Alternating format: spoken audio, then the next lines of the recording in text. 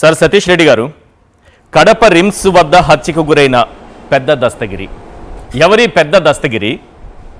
ఎందుకు ఆయన గురించే ప్రత్యేకంగా ఈ హత్య గురించే ఎందుకు మాట్లాడుకోవాల్సి వస్తోందంటే, సీఎం నుంచి మినిస్టర్స్ వరకు అందరూ డైరెక్ట్గా ఈ హత్యను తీసుకొచ్చి జగన్మోహన్ రెడ్డి గారి మెడకు చుట్టేటటువంటి ప్రయత్నం చేస్తున్నారు. అసలు ఏం జరిగింది అక్కడ? ఎవరి దస్తగిరి?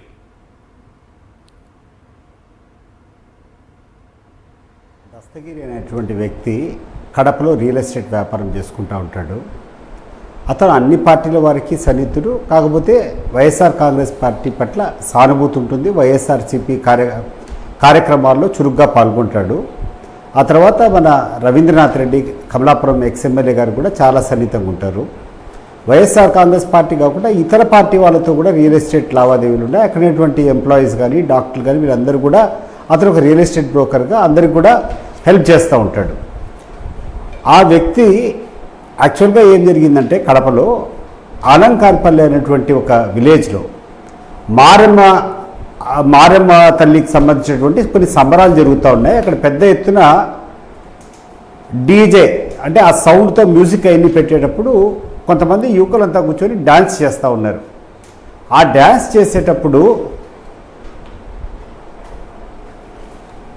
ఒక వ్యక్తి పైన ఎవరైతే ఈ దస్తగిరిని హత్య చేయబడ్డాడో వాళ్ళ కొడుకు వెంకీ అని చెప్పి వేరే వ్యక్తి మీద పడడం జరిగింది.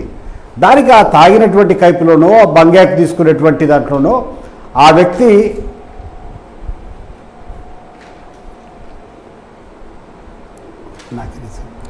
సార్ క్లియర్గా ఉంది. ఆ వ్యక్తి అవుట్పుట్ క్లియర్గా ఉంది. మీరు కంటిన్యూ చేయండి ప్లీజ్. ఓకే. ఆ వ్యక్తి వెంకీ అనేటువంటి వ్యక్తి పైన ఈ దస్తగిరి యొక్క కొడుకు ఆ పాటలు పాడేటప్పుడు ఆ డాన్స్ చేసేటప్పుడు మీద పడడం జరిగింది.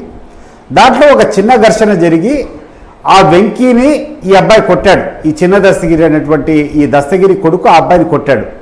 కొడితే ఆ అబ్బాయి తిరిగి ఇతని కొట్టాడు. కొట్టిన తర్వాత ఈ అబ్బాయి పోయి దస్తగిరికి పోయి కంప్లైంట్ చేశాడు వాళ్ళ తండ్రికి. ఇట్లా పలాని వ్యక్తి ఈ వెంకీ అనేటువంటి వ్యక్తి నన్ను కొట్టాడు, ఇట్లా డీజే దగ్గర పొరపాటు అతని మీద పడితే నన్ను కొట్టాడని వాళ్ళ తండ్రికి కంప్లైంట్ చేయడం జరిగింది.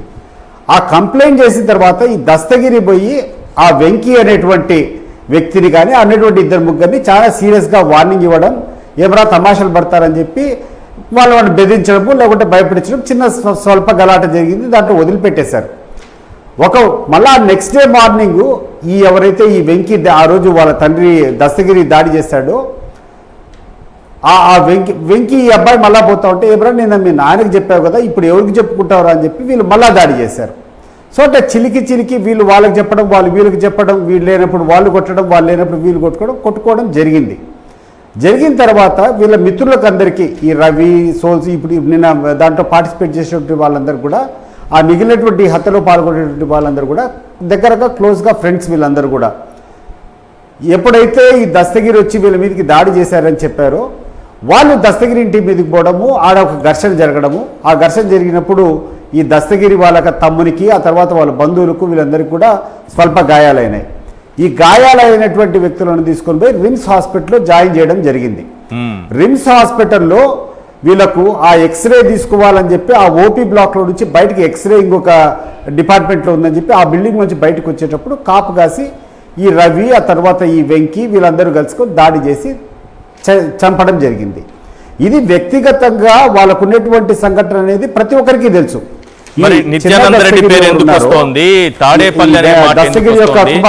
జగన్మోహన్ రెడ్డి గారి పేరు ఎందుకు వినిపిస్తుంది? చెప్తాను. ఈ దస్తగిరి అనేటువంటి వ్యక్తి ఎప్పుడైతే చనిపోయినాడో ఇమ్మీడియట్గా అదే టైంలో దస్తగిరి కుమారుడు ఎవరైతే దీంట్లో ప్రధాన పాత్ర ఎవరైతే కారకుడైనాడో ఆయన ఇచ్చినటువంటి స్టేట్మెంట్లో క్లియర్గా అతను ఇచ్చినటువంటి స్టేట్మెంట్ ఇది, పోలీసులకు ఆయనకి ఇచ్చినటువంటి స్టేట్మెంట్.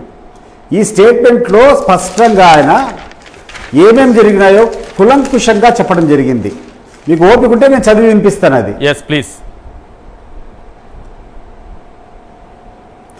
గౌరవనీయులైన Kadapa city RIMS police station CI గారికి నమస్కరించి కడప నగరం ఆలంకానిపల్ల డోర్ నంబర్ 71/8 నివాసం ఉంటున్న కలమల్ల వెంకట దస్తగిరి వయసు 17 సంవత్సరాలు కలబల్ల పెద్ద దస్తగిరి అయిన నేను వ్రాయించి ఇచ్చిన ఫిర్యాదు ఏమనగా, సార్ మేము దూదాకుల కులస్తులం, మా నాన్న రియల్ ఎస్టేట్ బ్రోకర్గా పని చేస్తాడు, మా అమ్మ రమణమ్మ ఇంటి పనులు చేసుకుంటుంది, మా తల్లిదండ్రులకు మా అక్కలు నాగపద్మిని, రాగిని మరియు నేను మొత్తం ముగ్గురం సంతానము. మా అక్కలు బీటెక్ చదువుతున్నారు. నాకు సరిగా చదువు అవ్వక ఓపెన్ BA మరియు ఇంటర్ కట్టి 2 సంవత్సరాలు పరీక్షలు రాశాను. ప్రస్తుతం ఖాళీగా ఉన్నాను. 4/4/26వ తేదీన మా గ్రామంలో మారెమ్మ జాతర జరుగుతుండగా రాత్రి ఊరేగింపులో నేను కూడా పాల్గొని అందరితో కలిసి డ్యాన్స్ చేస్తూ ఉండగా పొరపాటున నేను మా గ్రామస్తుడైన అవ్వారు వెంకీ మీద పడగా సదరు వెంకీ నన్ను తిట్టి చేయి చేసుకున్నాడు. దానిలో నేను మా ఇంటికి వెళ్ళి విషయం మా వాళ్లకు చెప్పగా మా నాన్న, మా చిన్న దస్తగిరి మరియు ఇతర కుటుంబ సభ్యులు వెళ్ళి వెంకీని మందలించారు. ఈ సంఘటన తర్వాత వెంకీ మరియు అతని స్నేహితులు మా మీద కక్ష పెంచుకున్నారు. తర్వాత నిన్న అనగా 5/4/2026 తారీఖున రాత్రి సుమారు 10 గంటల సమయంలో నేను వీధిలో నుండి ఇంటికి వస్తూ ZPH స్కూల్ వచ్చేసరికి అక్కడ వెంకీ స్నేహితుడైన వనపర్తి వెంకటేష్, మనోహర్లు ఉండి నాతో గొడవపడి నా మీద చెయ్యి చేసుకొని, నువ్వు మీ నాన్నకు చెప్పుకుంటావు కదా, ఇప్పుడు ఎవరికి చెప్పుకుంటావో చెప్పుకో అని బెదిరించడంతో నేను ఆ విషయాన్ని మా నాన్నకు ఫోన్ చేసి చెప్పగా మా నాన్న, మా చిన్నాన్న ఇంకా కొంతమంది మా బంధువులు వచ్చి వారిని మందలించారు. దానితో వెంకటేష్, మనోహర్, సురేంద్ర ఆలియాస్ జాకీ మరియు ఆనంద్ కలిసి మాతో గొడవపడి కట్టెలు, కత్తులు, రాడ్స్ తీసుకొని మిమ్మల్ని చంపితే దిక్కెవరు అని దాడి చేయగా ఆ దాడిలో మా చిన్నాన్న కటారు దస్తగిరి, కటారు మౌలాలమ్మ, చాగలమరి సిద్ధయ్య, సంటెక్క అనే వారికి గాయాలయ్యాయి. సో అతను ఇచ్చిన స్టేట్మెంట్ లో ఎక్కడ నిత్యానంద రెడ్డి పేరు లేదా? మీరు ఎలా బతుకుతారో చూస్తామని లే అని చెప్తూ ఒక నిమిషం చూడండి, దీంట్లో క్లియర్గా ఇంకొక 4-5 సెంటెన్స్లు ఉన్నాయి. ఎలా బ్రతుకుతారో చూస్తామని అక్కడి నుంచి వెళ్ళిపోయారు. అంతటా గాయాలు పాలైన మా చిన్నాన్న పై ఇతర వ్యక్తులు 108లో రిమ్స్కు తీసుకొని నేను, మా నాన్న, ఇతర కుటుంబ సభ్యులు తెలిసిన వాళ్ళము రిమ్స్ ఆసుపత్రికి వచ్చినాము. డాక్టర్ గారు చికిత్స భాగంగా ఎక్స్రే కోసం వేరే బ్లాక్లకు పంపగా మేము గాయాలు తగిలినటువంటి ఎక్స్రేలు తీయించి తిరిగి ఓపీ బ్లాక్ వైపు, క్యాజువాలిటీ బ్లాక్ వైపు వస్తుండగా ఈ దినం అనగా 6/4/2026 తెల్లవారుజాము సుమారు 3 గంటల సమయంలో ఆసుపత్రి ఆవరణలో మా కోసం ఎదురు చూస్తూ ఉండినటువంటి రాజు, రవి, అవ్వారు వెంకీ, సురేంద్ర ఆలియాస్ జాకీ, మనోహర్, ఉపేంద్ర ఇంకా కొంతమంది మా దగ్గరికి వచ్చి చంపండిరా ఈ నా కొడుకులను అంటూ మా నాన్న పెద్ద దస్తగిరి, మా చిన్న దస్తగిరిలపై వ్యక్తులు తమ చేతుల్లో ఉన్న కత్తులతో మా నాన్న కడుపు మీద, ఎద మీద, ఇతర చోట్ల పేగులు బయటకు వచ్చే విధంగా పొడిచారు. దీనితో మా నాన్నకు విపరీతంగా రక్తస్రావమై పడిపోయాడు. మా చిన్నాన్నకు ఎద మీద, ఛాతి మీద విపరీతంగా పొడిచినారు. మా మీద కూడా దాడి చేయబోగా మేము గట్టిగా అరిచేసరికి కొందరు మోటార్ సైకిళ్ళు మరియు కొందరు పరిగెత్తుకుంటూ పారిపోయినారు. దాడి చేసినటువంటి వారిలో ఒకరు మోటార్ సైకిల్ను అక్కడే వదిలి పారిపోయారు. తర్వాత మేము వచ్చి మా నాన్నను రక్తమడుగులో ఉన్న మా నాన్నను క్యాజువాలిటీకి తీసుకొని రాగా డాక్టర్లు పరీక్షించి చనిపోయాడని చెప్పారు. తర్వాత మా నాన్న శవం మార్చిరికి పంపించినారు. ఇది విషయం. ఇది ఇతనిచ్చినటువంటి కంప్లైంట్. అవును. ఈ కంప్లైంట్ తీసుకొని రకరకాలుగా వీళ్ళు నిత్యానంద రెడ్డి అంటారు, ఇంకొకరు అంటారు, ఏదేదో అంటారు. ఈ సందర్భంగా ఒక చిన్న విషయాన్ని మీ దృష్టికి తీసుకొని రావాలనుకున్న ఈశ్వర్ గారు, కడప జిల్లాలో ఏ రాజకీయ నాయకునికైనా ఇక్కడటువంటి ప్రతి ఒక్కరితో సంబంధాలు ఉంటాయి. ఆ సంబంధాలు ఉండేటువంటి కారణంగా ఎవరొచ్చి మా గోడు ఇప్పుడు మేము మాకు ఏదైనా ఇబ్బంది ఉంటే మా దగ్గరికి అందరూ వస్తారు. ఇప్పుడు నేను తెలుగుదేశంలో పనిచేశా. నేను తెలుగుదేశంలో పనిచేసేటప్పుడు అక్కడక్కడ చెదురుమదురు సంఘటనలు జరుగుతాయి, ఎక్కడన్నా దాడులు జరుగుతాయి.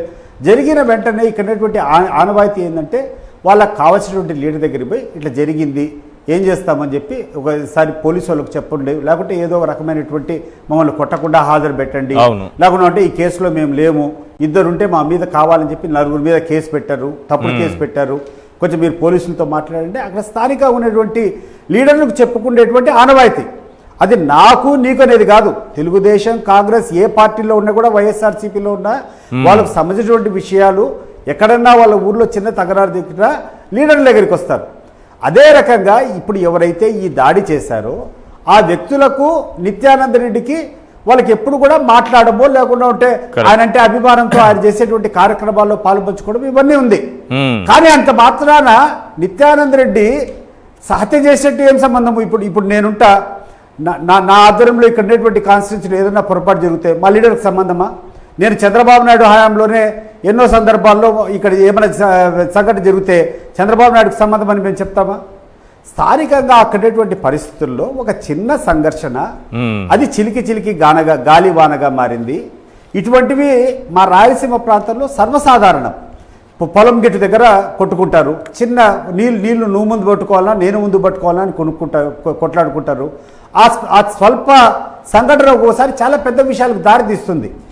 కేవలం ఇది కూడా అటువంటి సంఘటనే. కాకపోతే ఆ చంపినటువంటి వ్యక్తులు నిత్యానంద రెడ్డికి చాలా కాలంగా దగ్గరగా ఉంటారు కాబట్టి ఆయన ఆశ్రయం కోరి, అయ్యా మాకు ఇట్లా జరిగింది, మమ్మల్ని ఏమైనా కాపాడతామని చెప్తే ఆయన పోలీసులకి ఏమైనా అవసరం అనుకుంటే ఫోన్ చేసి సార్ వీళ్ళకి సంబంధం లేదు, లేకుండా ఉంటే వీళ్ళని హాజరుపడతామో, ఇటువంటి కార్యక్రమాలు జరిగిండొచ్చు. అంతేగాని నిత్యానంద రెడ్డి దగ్గరికి వాళ్ళు పోయినంత మాత్రాన, లేకుండా అంటే స్థానికంగా ఉన్నటువంటి లీడర్ల దగ్గరికి, ఈ లీడర్ ఇప్పుడు తెలుగుదేశం పార్టీలో అనేక మంది లీడర్లు ఉన్నారు. స్థానికంగా వాళ్ళ ఊర్లలో ఏమైనా సంఘటన జరిగితే ఆ లీడర్ల దగ్గరికి వస్తారు లేదా అని కనుక్కోమనండి తెలుగుదేశం పార్టీ లీడర్లను. తెలుగుదేశం పార్టీలో కూడా క్యాడర్లలో చాలా ఇటువంటి సంఘటనలు జరిగింటాయి. అవును, జరిగిన వెంటనే స్థానికంగా ఉన్నటువంటి వాళ్ళ లీడర్ల దగ్గరికి పోవడం సాంప్రదాయము. ఆ లీడర్ కూడా వీలైనంత కాడికి, ఎందుకంటే నమ్ముకున్నటువంటి వాళ్ళని కానీ లేకుంటే వాళ్ళకి కావాల్సినటువంటి వాళ్ళు ఇబ్బందులు ఉండేటప్పుడు వాళ్ళకు ఉపశమనం కల్పించడం కానీ, లేకుంటే పోలీసుకు వాళ్ళ తరపున రిప్రజెంట్ చేయడం కానీ ఇక్కడేటువంటి ఆనవాయితీ. దాన్ని దృష్టిలో పెట్టుకొని దాని ఏదో పెద్దగా భూతద్దంలో అల్లి నిత్యానంద రెడ్డికి సంబంధం ఉంది, నిత్యానంద రెడ్డి ఒక బ్యాడ్ పర్సన్, వీళ్ళందరితో సంబంధాలు ఉన్నాయి కాబట్టి జగన్మోహన్ రెడ్డికి సంబంధం ఉంది, ఈ రకమైనటువంటి సంబంధం లేనటువంటి ఆరోపణలు చేయడము చాలా నీచమైనటువంటి చర్య.